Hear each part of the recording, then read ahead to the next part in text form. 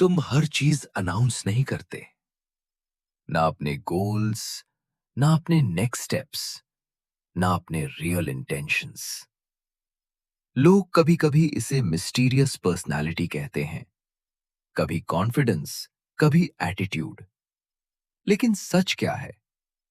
सच ये है कि कहीं ना कहीं जिंदगी ने तुम्हें एक लेसन सिखा दिया था। जब लोग तुम्हारे प्लान्स जान जाते हैं, गेम बदल जाता है। कोई कंपीट करने लगता है, कोई डिस्करेज करता है, कोई इंटरफियर करता है, और कभी-कभी कोई क्वाइटली सैबोटाज भी करता है। और फिर तुमने एक साइलेंट डिसीजन लिया। अब मैं सबको सब कुछ नहीं बताऊंगा। तुमने शेयर करना कम कर दिया, एक्सप्लेन करना कम कर दिया, अनाउंस करना लगभग बंद कर दिया। शुरू में ये स्ट्रैटेजी तुम्हें प्रोटेक्ट करती है। लोग इंटरफियर कम करते हैं, लोग अंडर एस्टिमेट करते हैं, और तुम क्वाइटली प्रोग्रेस करते हो। लेकिन धीरे धीरे एक पैराडॉक्स क्रिएट होता है। जो स्ट्रैटेजी तुम्हें प्रोटेक्ट करती है, वही तुम्हें इमोशनली आइसोलेट भी करने लगती है। तुम सक्सेसफुल हो सकते हो, लेकिन लोग तुम्हें समझते नहीं। तुम स्ट्रांग हो सकते हो, लेकिन लोग तुम्हें डिस्टेंट समझते हैं। तुम क्लियर हो सकते हो, लेकिन लोग तुम्हें अनरीडेबल समझते हैं। और यहीं से एक इनर कॉन्फ्लिक्ट शुरू होता है। कितना रिवील करना है, किस पर ट्रस्ट करना है, कब साइलेंट रहना है और कब बोलना है। यही माकियावेलियन पैराडॉक्स है। विजिबिलिटी पावर देती है, लेकिन इनविजिबिलिटी एडवांटेज देती है। हाइपर विजिलेंस तब डेवलप होती है जब इंसान ऐसे एनवायरनमेंट में ग्रो करता है जहां रिएक्शंस अनप्रिडिक्टेबल होते हैं। कब प्रेज मिलेगा पता नहीं, कब क्रिटिसिज्म मिलेगा पता नहीं, कब सपोर्ट मिलेगा या कंपटीशन बन जाएगा पता नहीं। ऐसे माहौल में ब्रेन सर्वाइवल के लिए एक रूल अडॉप्ट कर लेता है। ज्यादा रिवील मत करो। धीरे धीरे माइंड ऑटोमेटिकली स्कैनिंग मोड में चला जाता है। लोग क्या बोल रहे हैं, कैसे बिहेव कर रहे हैं, किस इंटेंशन से मूव कर रहे हैं, सब साइलेंटली ऑब्जर्व होता रहता है।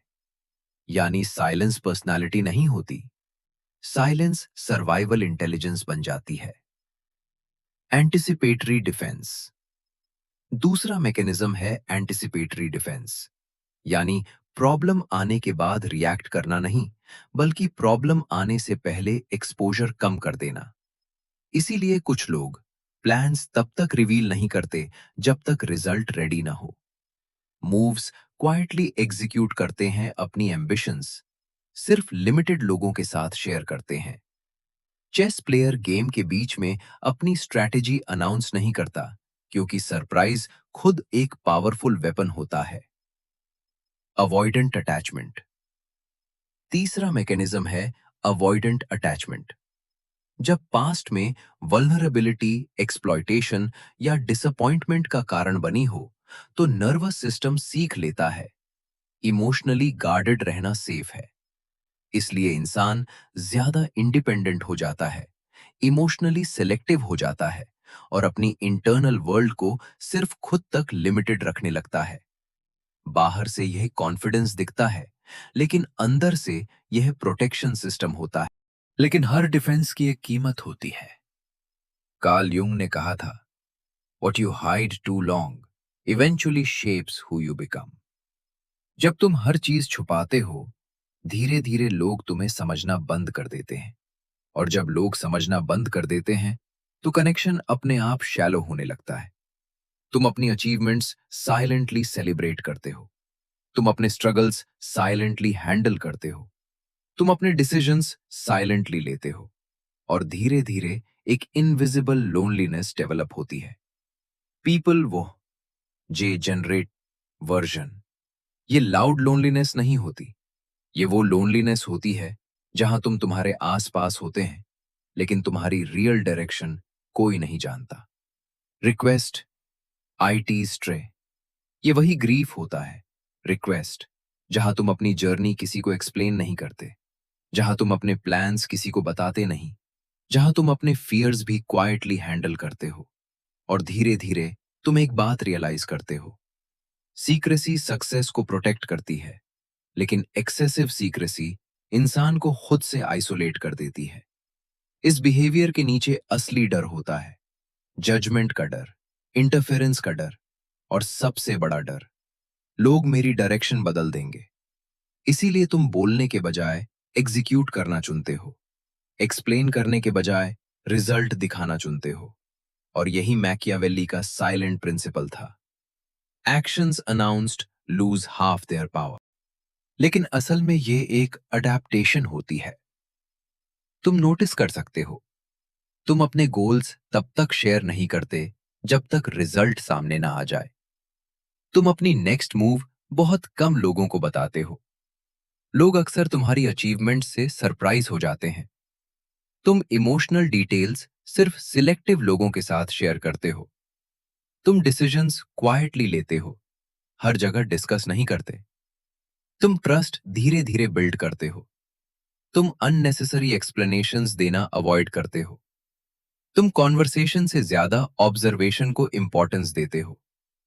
लोग इसे कभी सीक्रेटिव कहते हैं, कभी मिस्टीरियस, और कभी हार्ड टू रीड आए।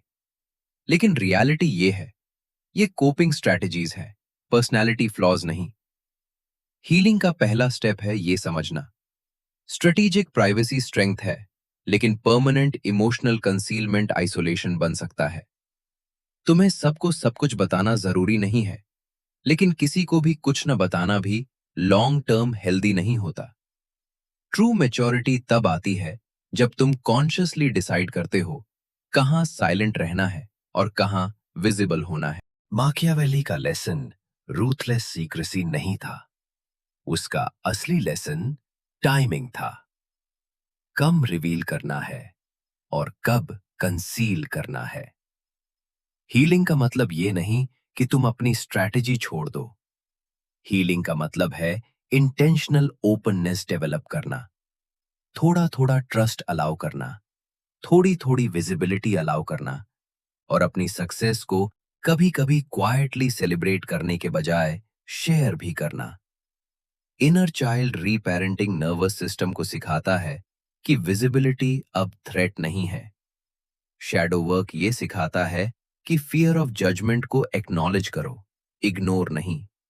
क्योंकि फाइनल गोल अनरीडेबल बनना नहीं है, फाइनल गोल है सेल्फ डायरेक्टेड बनना, जहां तुम्हारी मूव्स तुम डिसाइड करो, तुम्हारी विजिबिलिटी तुम डिसाइड करे, और तुम्हारी साइलेंस भी कॉन्शियस हो।